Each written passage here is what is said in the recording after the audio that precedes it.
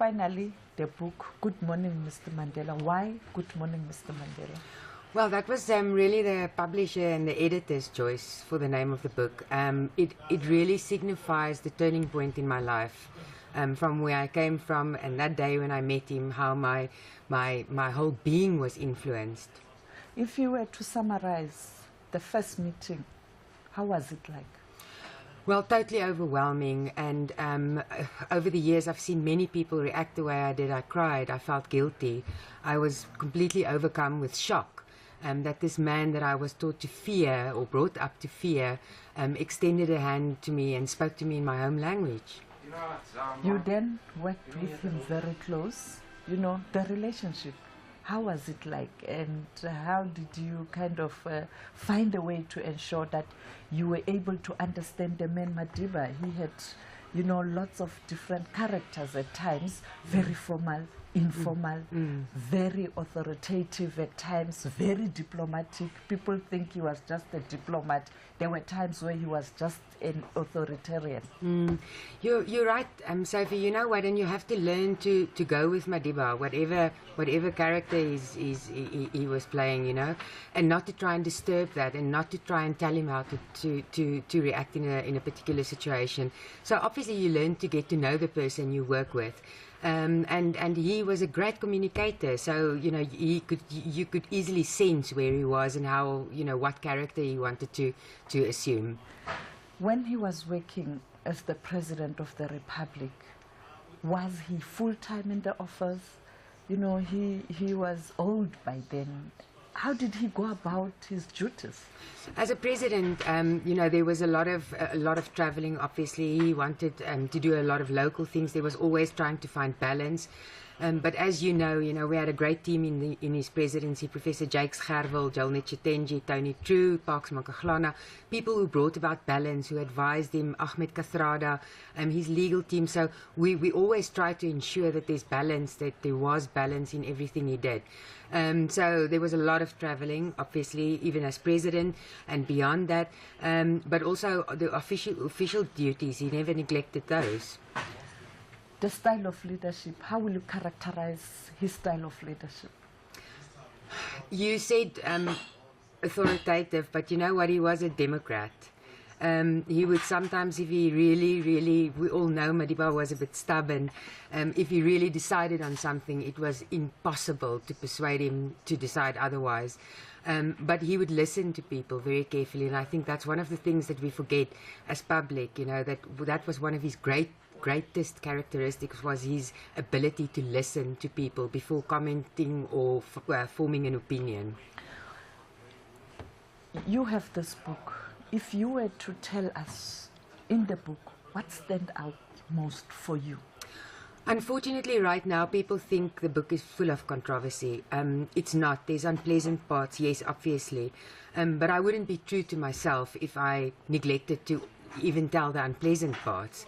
The book is really a story of metamorphosis. You know, it's me coming, it's just my simple story, my experiences, the way I perceived things and how things affected my life. And then obviously this great change from coming from this very conservative background to how Madiba and the environment has changed my life and my thinking about not only South Africa but the world.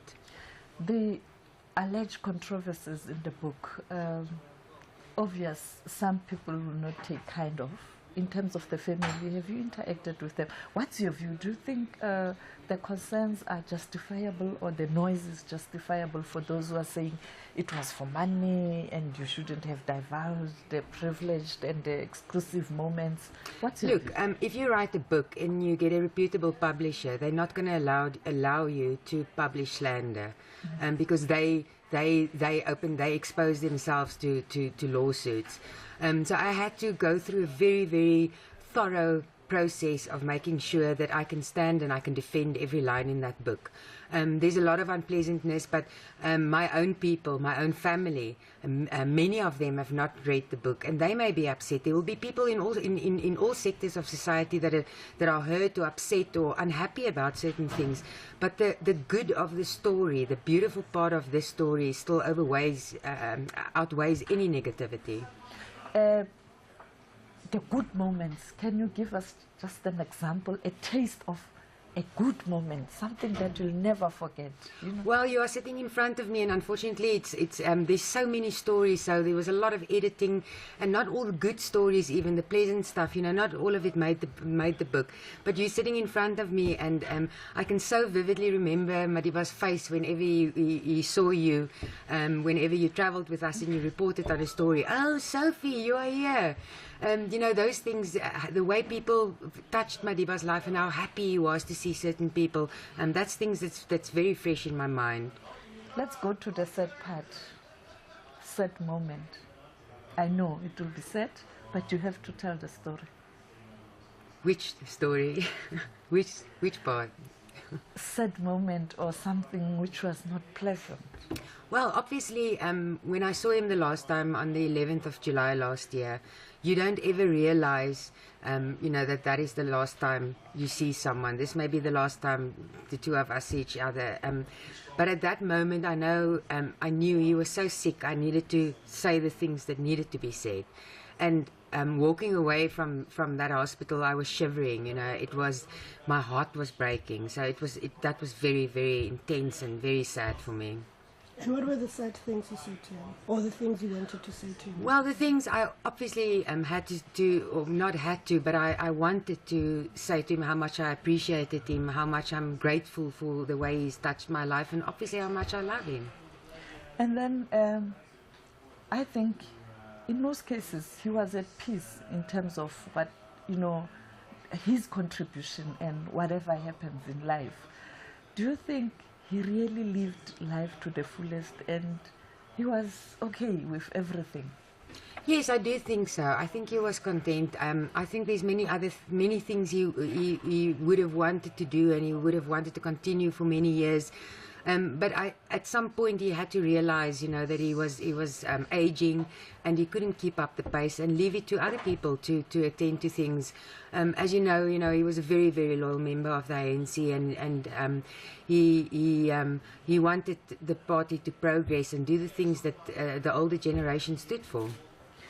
And if you were to see him walking in this room, what will be your reaction? What will you say to him? No, that's it's not something that's going to happen. So it's not something I even think about. I do wish that he could have read the book. He was aware of the fact that, you know, there was going to be a book, and a few people can actually quote him on that. So I would have wanted him to read the book. I would have wanted him to know how grateful I really, really am through telling the story, and what impact he really had on my life. Huge interest internationally? Yes, there's interest, but as I said, you know, this morning, I don't have any aspirations for this book. I want people to know that if I could change the way I did, coming from that background, it's in anyone's ability to change. It's a decision. As Mr. Kathrada said, forgiveness is a decision. To change is a decision. And I want people to know the Madiba that I knew. You know, the funny parts, the humorous parts, you know, his little mannerisms. I want people to know that, because, you know, that's really who he was to me. Dealing with the preparation for his funeral and finally his burial was quite challenging on different fronts. Yes, it was. Yes, it was. Obviously, you know, you can prepare as much as you want, but you'll never be ready for such eventuality in life. So it was a very, very difficult 10 days. I wanted to talk about, obviously, Mr. Mandela himself always struggled with the fact that being so long away from jail, he couldn't really be there with his family. In his days when he was back, balancing that complicated family structure, and do you think he still lived with some regrets within him and his relationship with his family?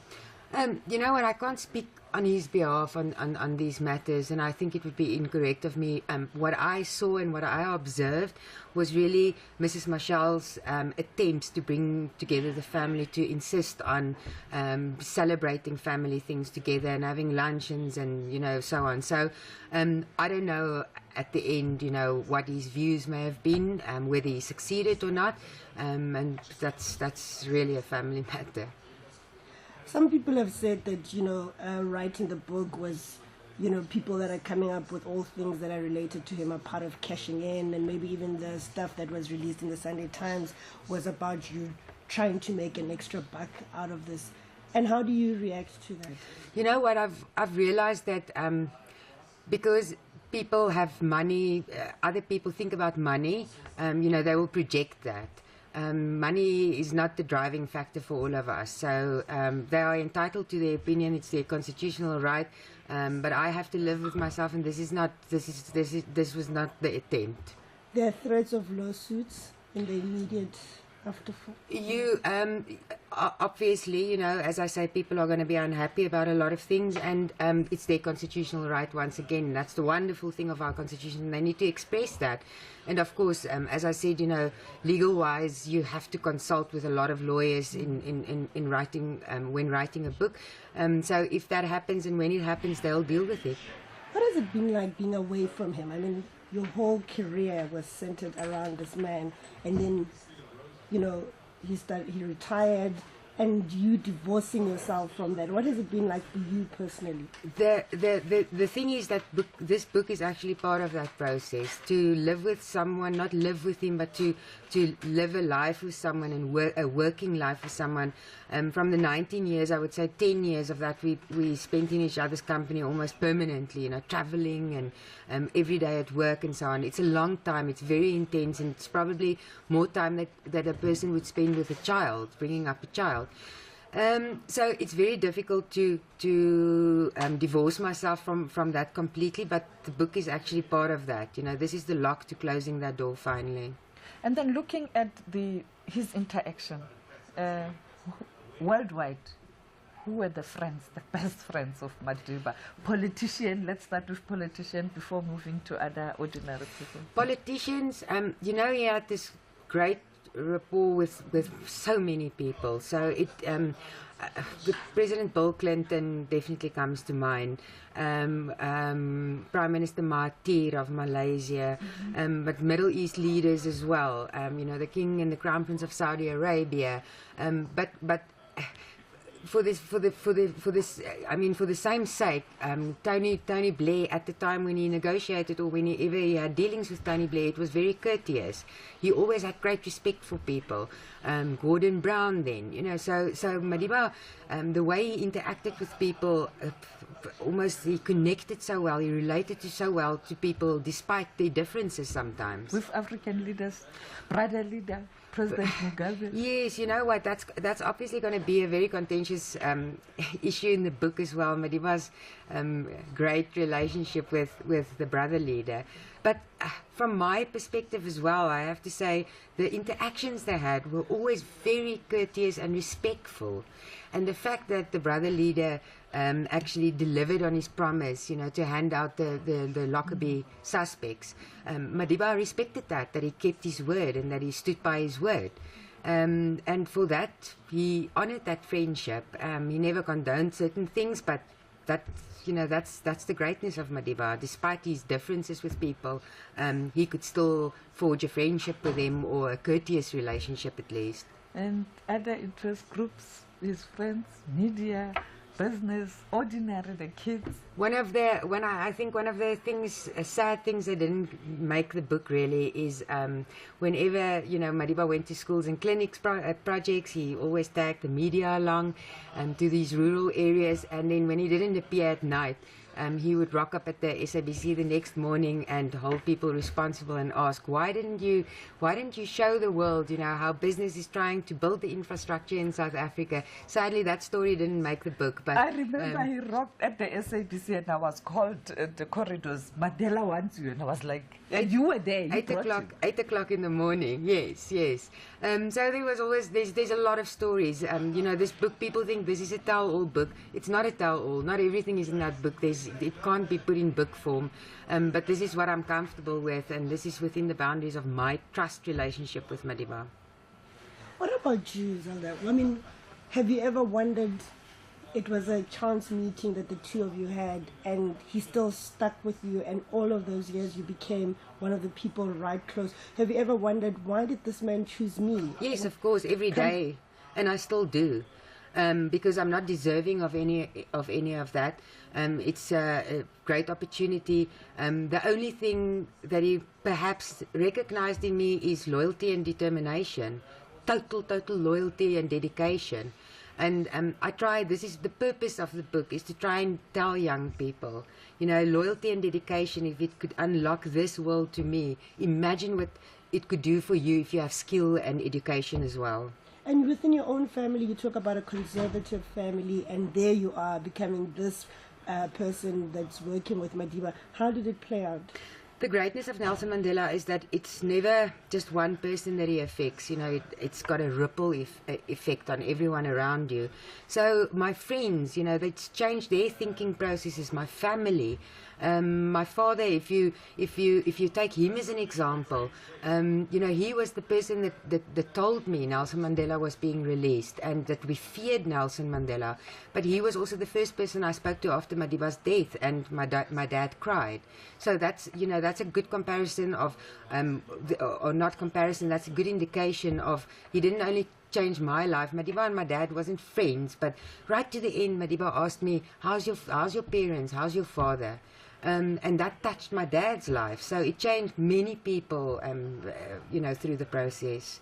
I know you're not a politician, but if he was released much earlier, while he was still much stronger and young, do you think we would have a different country, or could have made much better progress? Absolutely, yes, absolutely. And I deal with this in the book as well.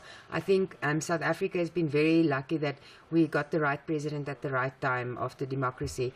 Madiba had to focus on reconciliation and unifying this country. There was no other option, and he was really our true compass to indicate to us what to do to unify this country. After that, President Mbeki came in. Economically, South Africa has never been stronger than after his presidency, so it was the right man at the right time. I think if Madiba had maybe 2 terms, if he was younger, but as you know, he was opposed to taking 2 terms, but if we had 2 terms, I'm sure, you know, more could have been achieved. Thank you, Zelda. But when we wrap up, your message to South Africans, both those who are for the book and those who are not sure what's in the book and who are very critical, your message to the country.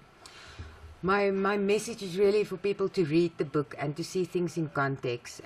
It's not, there is no hidden agenda with the book. It is my story and my experiences. So take it in that context. You know, the unpleasant stuff is unpleasant. It's a book of extreme emotions. You'll laugh at my stupidity, and you'll think it's just a whole lot of rubbish.